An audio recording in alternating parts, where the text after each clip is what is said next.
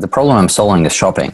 We've been kind of, for the past, God knows how many years, we've been preconditioned to buy things using two ways, either online or in store. And there's a pros, and the problem I'm solving is shopping. We've been kind of, for the past, God knows how many years, we've been preconditioned to buy things using two ways, either online or in store. And there's a pros and cons to each. Online is very convenient. We can sit on our couch and order things, and we don't have to go anywhere. But the drawback of online is that we're human beings. We need to test and feel and touch things. Online doesn't offer that. For that, we go to stores. But in stores are inconvenient. We have to lift our ass off the couch. We have to drive there and spend time. But we can feel and test the items. So what I'm building is the solution to that, is a third way to shop. It's called live shopping. Basically, a way to buy things that are both convenient, and you can test them and feel them and touch them. So it's an app that lets you buy things when you see them. You walk around, you go about your day, and right now you see a chair, and if you want the chair, it's kind of weird and very unhuman. You can't buy it when you see it. You have to go to that special room at the end of the city, and only in that room, which is called a store, you can buy the chair. But you can't buy it when you actually see it. So Encounter is the name of the project, is exactly that. So if you're at a restaurant, bar, hotel, or any place that is publicly accessible, and you see an item that you like, you open the app, it geotags you see a list of nearby locations, you tap at the location you're at, and you see all the items you're seeing in person on your phone screen, and then you buy them. You enter a credit card, you enter a shipping address, and you get the item to deliver to your house. I'm trying to check the app now. So how can I get it? Can I get it on the App Store or somewhere? I'm not live yet. So I'm at pre-launch stage, and I'm based here in Toronto, and I've scouted so far about 100 locations and about 1,000 items.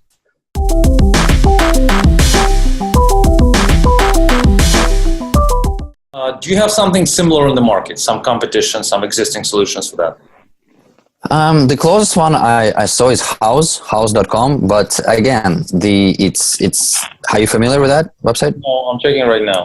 houzz.com. So it's a website for interior designers, but the thing with that website is that it's still all about online. The focus of my app, it's about you and what's around you at that moment. Now you need money for what? To develop the app, or what's the cost? Yeah, to develop the app and introduce it to Toronto market. But more specifically, like how much money for the app? How much money to introduce to the market? Approximately. Some numbers. So app is at the certain point. We started working on an app.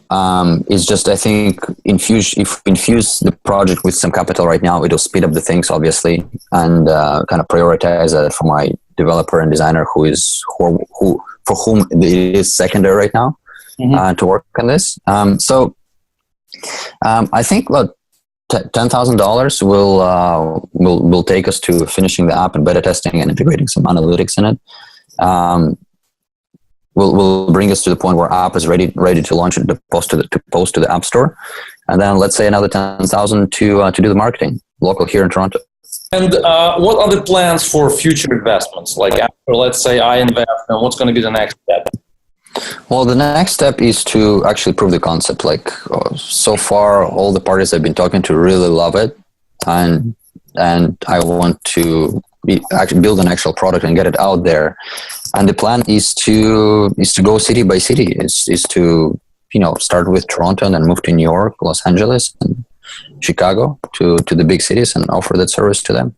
Let's say I give you the money, then we reach some milestone, and then you get some numbers, and then you go somewhere, and then you raise more. So show me this big picture. So what's going to happen step by step? Well, exactly that. So we hit the numbers. We hit the numbers here in Toronto. Then I'm going to use the data to prove that the concept works here in Toronto, and raise around to expand into major cities in North America. What Does that answer the question? What kind of details are you looking for? Yeah, but there's just no numbers in this answer. So you're saying that we're gonna be big, we're gonna grow, we're gonna get investments, but give me specific numbers. Like, let's say I'm aiming for 200 places, 2,000 items, and then after that I'm gonna raise $1 million in that channel. So I'm gonna talk to this investors, to that investors, and then after I get $1 million, I'm gonna have this milestone, I'm gonna hit this milestone in a year. So just be more specific, if you can. You know that. Yeah, I don't. So what I can tell is that 50, let's say in Toronto, 50 top places with 50 coolest places with coolest items will do the city. I believe that after there's 50 places on board, it's a good foundation for user base and for brands and for other parties to grow on top of that.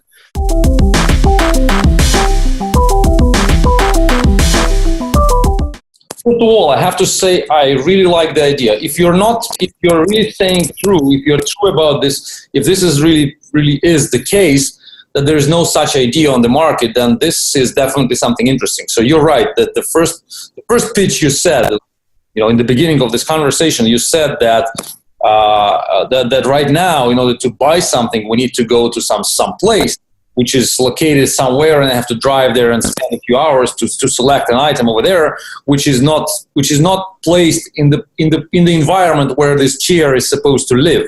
So it's way better for me to see the actual chair in the real, the place of the living of this chair, and select it right here and see how it lives here and how it tastes and how it feels to touch that chair. And then just buy it online. I don't have to go anywhere, and I just want it to be shipped to my house. That's beautiful. That's amazing. And I think this is really innovative. Again, I'm not an expert, and maybe there's something else similar on the market, and you just don't know, and I don't know. But let's assume this is the case, and we really invented that approach. Then my main concern here is that you're extremely young right now as a company, extremely young. So you just really in the beginning of the long story, of the long plot. And even being here, even if it would not be a problem being young, if you would be able to draw me a really specific picture of your future. And you would be very specific about the numbers you're looking for and about the amount of money you're looking for. Because right now, first of all, you're too young. All you have is just a database of items which you collected yourself. So you don't have an app which is working. You don't have a website which is working because you're using this Shopify or something. So you don't have, basically you don't have, the technical solution is not there. And you're just in one city, so it's not really something big. So you're just in the beginning, technically.